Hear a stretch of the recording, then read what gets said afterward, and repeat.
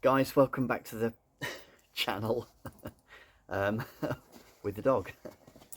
She's alright, she'll fall asleep in a minute. Yeah, so welcome back. Hope everybody's doing well. I wanted to have a talk, I guess, about something that I've been thinking about over the last probably few months really, but probably more so the last week or two. And yeah, I get, it's the future of Master System games and how they're supported on the system, and I really do worry, really, for particularly physical games being brought out on the system. And this isn't a physical versus digital thing. I love that digital games are supported in that as well. People download digital stuff and play them on emulators and or on an EverDrive. I do, as well. I've got an EverDrive. It's just easier, particularly with a lot of the collection, not all of it, but a lot of it in storage at the minute. Sorry about the noise. That I am outside. It's just easier on a nice day, and there's I live in, I guess, quite a rural area. There's just birds everywhere. Anyway, yeah, so I think it's brilliant, some of the games that have been released over the last, I would say, probably 10 years, particularly the physical runs that we've had on games, on everything from sort of Digger Chan right through to, Frontier Force is the new one, of course. Which, by the way, if you're interested in a copy and you think you've got time to get it later on, you might not. I'll explain. And this isn't a pitch. If you're not sure about getting it, don't get it. It's not cheap buying these games, but as a collector, it's important to me. I absolutely love that we're supported so well by the developers. We had a strong year this year, again, from the SMS Power Coding competition. And I think we're getting like 10, 15, 20 plus games every year. Some are better than others, some are demos and they never get finished. But I do think we're very lucky to have the developers in the community that support the system. I'm all about it. I think it's an important part of keeping the system alive, and it's maybe not nostalgia. It's something. It's just excitement, isn't it? Like I said, I really like it, and I would love a way to continue to support and I guess encourage more developers into the Master System community to support the system. And I think making and supporting more physical runs is going to help. So with Frontier Force, that's being published, if you will, by Two Minds. In my opinion, does an exceptional job. Not cheap, and you have to wait because it's one guy doing all of the work, but still offering exceptional quality and still value. I think just because it's not cheap doesn't mean it's not good value for money. I think it is very good value, and I think we're spoiled rotten. We're very, very lucky. But with that, Two Minds has announced that this is going to be the last one. Frontier Force is going to be the last run that he's going to do, and then that is going to be it. And I believe, I don't know, I think he is still going to make some physical games, but just for his games. And like I say, I just think we're very, very lucky to have had what we've had. from him. So please do go and support any way you can. There are a few other games, Game Gear games as well, Dangerous Demolition, I think, and what else? I think he's also still doing some Flight of Pigarus on the Master System. So yeah, if you want them, go and get them now. Yeah, this isn't a dig at Two Minds at all. Like I say, I think we've been so lucky and fortunate to have what we've had. But it is going to come to an end, and that's, I suppose, what the conversation is about, really. And he may well go on to do Yokai Ninja, which was an entry into this year's coding competition. He might choose to do that after the run of Frontier Force. Could be later this year, early next year, I don't know. You know, it won the coding competition. It was quite close, actually, between first, second and third. Lunar Skirmish and what was the third one? Jumping, was it called Jumping Flash or something? And it looked, reminded me of an old Amiga game. Another great game. Yeah, so very, very close, but yeah, he did edge it and won. I think the real winners are us, getting all of these games every year. But yeah, I mean, we're still lucky to have them released digitally, but I don't have the time nor the skill to make a physical game every time a really nice one comes out, and I think, oh, that'd be brilliant, you know, to get a physical copy of that one. And I think, you know, prior to my pre-order with Two Minds, I'd ordered, it was Silver Valley from Fixoid, another French publisher. Great work, fantastic. I was really impressed. He had gone the extra mile with all of these extra goodies for the collector's edition. But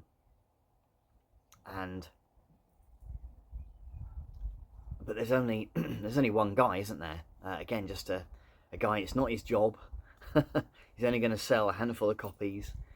Certainly nowhere near enough to make a living out of it. So, you know, like all of us, it's just a hobby. So, you know, it's just doing it out of the love of doing it. And I won't use any first names, but, you know, you've got limited physical games as well. You've got Retro Gen, the Spanish guy. I think he might have changed his name recently. I think I'd seen on eBay. And Zanoni, of course, who does some really great ports from older systems, as well as some homebrew bits.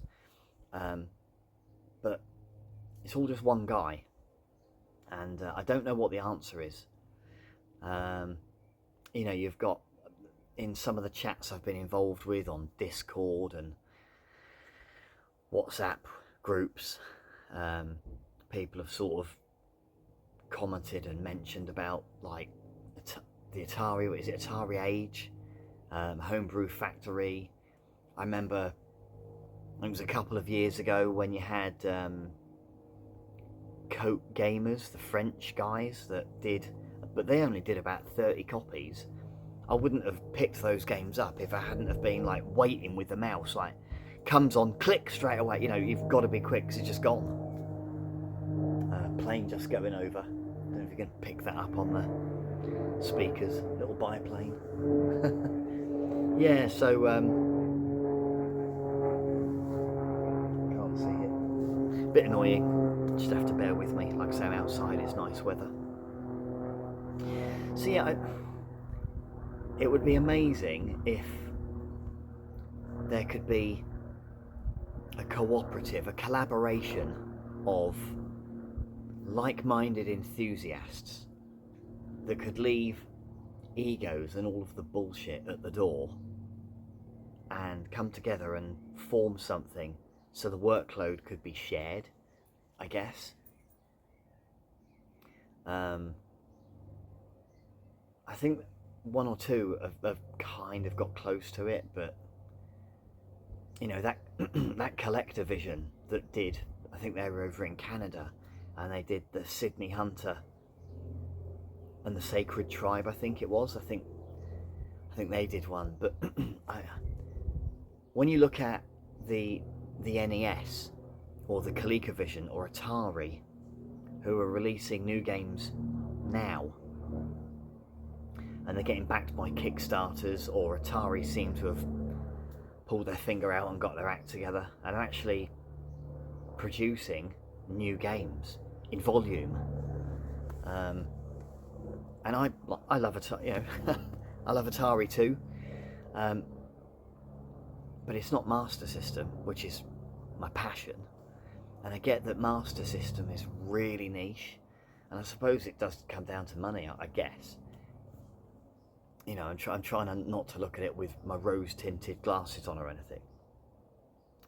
So, just have a slurp of water. So yeah, I mean, we've had, I don't know how many of you would have heard the stuff going on with Revo in the last week. And I'm not going to go into masses of detail, but Revo, for his reasons, for his own, you know, makes his own decisions, I guess. He lives and dies by the sword. Had his YouTube channel taken down, and that's a shame. That is a shame, you know, because it did, whether you like it, like the guy or not, and he had his faults. He had many, but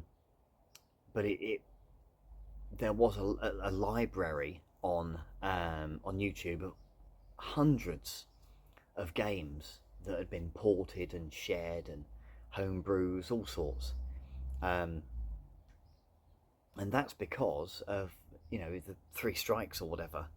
I won't pretend to know that much about YouTube. I use it as a medium, but you know, you play with fire, you know, I guess, and he's emailed everybody and shared links on his YouTube to ROMs of games that he shouldn't have done, that were for sale, and he didn't agree with it, you know, and you got to think, like, what did you think was going to happen, you know? But I'm not here to really talk about that, but you know, you do wonder. Blimey. Yeah,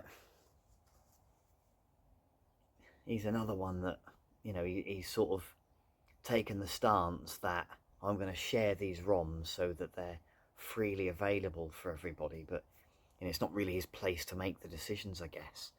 And if a developer wants and has their reasons for, you know, it's their game, it's no one else's, it's theirs. They made the game, they own the intellectual property on it. Is there an argument that it's on Sega's platform? Does Sega have a say? I don't know. Maybe. I don't know. But, you know, you've got the developers trying to be politically neutral, but it's difficult, isn't it? And I've got my opinion on it. Typical typical me, not trying to upset anyone. From a developer's point of view, you've got to side with the developer, because the developers are the ones that are putting their time in to something that I and we enjoy and love so much. So you've got to, they own it, you know, and it's their IP. And how a developer chooses to share and publish their game is no one else's business but their own. whether you like it or not, you've got to respect that. I think, and I think treating it like it's, you know, the Wild West, you're just gonna fall foul, I think, when you've got, you know, the whole community on at you. I've kind of gone off on a bit of a tangent, I think, a little bit. I think the point I'm trying to make is we've got to collectively come up with a way of supporting developers and encouraging more homebrew hacks, ports, which is what I think, if you're watching this video like me, we all want. We all want the platform being supported as it has done, and I think there needs to be a framework. Does it need to be as structured as that?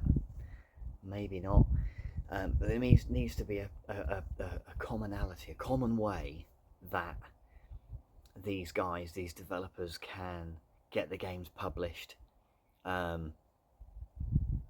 whether it be through itch, which I think is growing in popularity.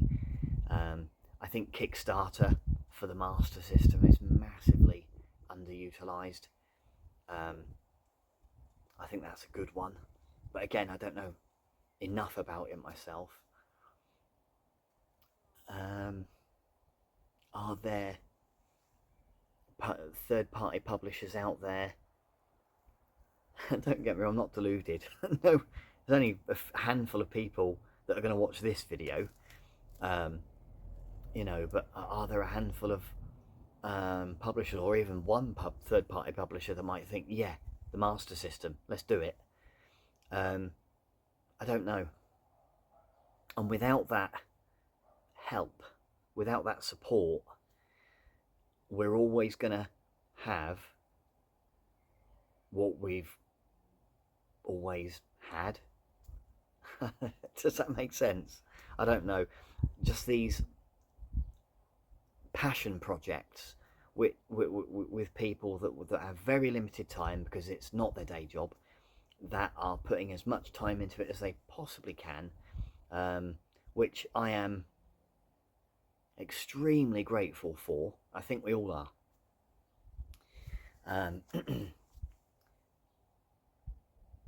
You know, I think, is there a way that we can somehow pull resources, or, like I say, have a third party come in and regulate stuff a bit better, so that ROMs are being distributed and handled correctly?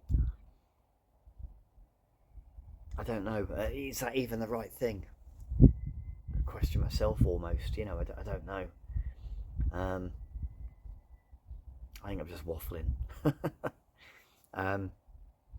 Guys, thank you for watching. I don't know if it'll do any good. I don't know if you guys have got your thoughts on it. If you know what your thoughts are. Like I say, there are other platforms that are, I guess, were just more popular, and it does come down to money and popularity, and they have the support, particularly the NES, you know, and they're getting backed with all sorts of different stuff, and that's awesome. How do we get a niche little system like the Master System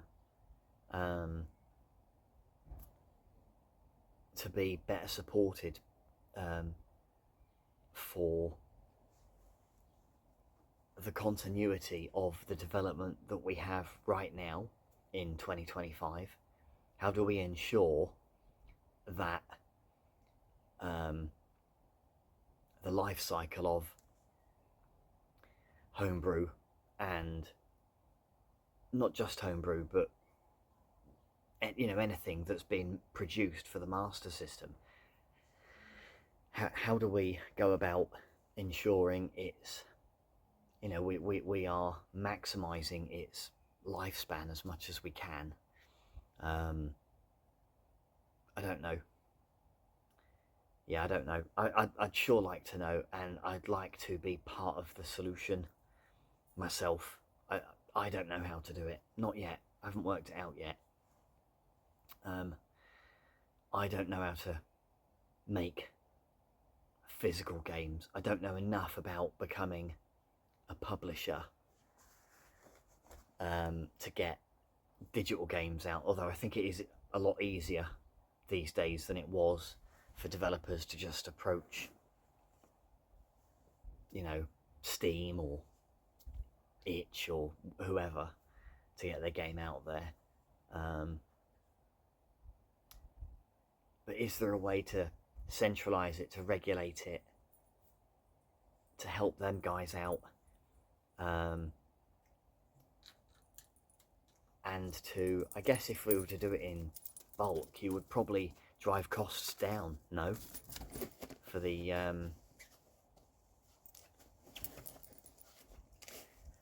bulk ordering of parts, you know, your PCBs, your chips, your cartridge shells, your cases, artwork. You could bring in one really good artist to do all of it and just retain that artist, so you'd then have continuity with your artwork. Yeah, that would be amazing. Yeah, it'd be brilliant, like the old days. I don't know. Please give me your thoughts down below if you're still with me. Thank you for listening to my waffle. I really appreciate it. It's something that means a lot to me. It really does. I genuinely am extremely grateful to the names that I mentioned, the one-man bands out there that are supporting this awesome platform that I adore so much. And yeah, I hope that never changes, regardless of whether we get whatever we get. We might get nothing, I don't know, who knows. But I hope those guys carry on doing what they do, because that's fantastic and absolutely amazing too. And I know most of you, so yeah, thank you very much. Yeah, I'm deeply grateful. Guys, thanks ever so much. All the best.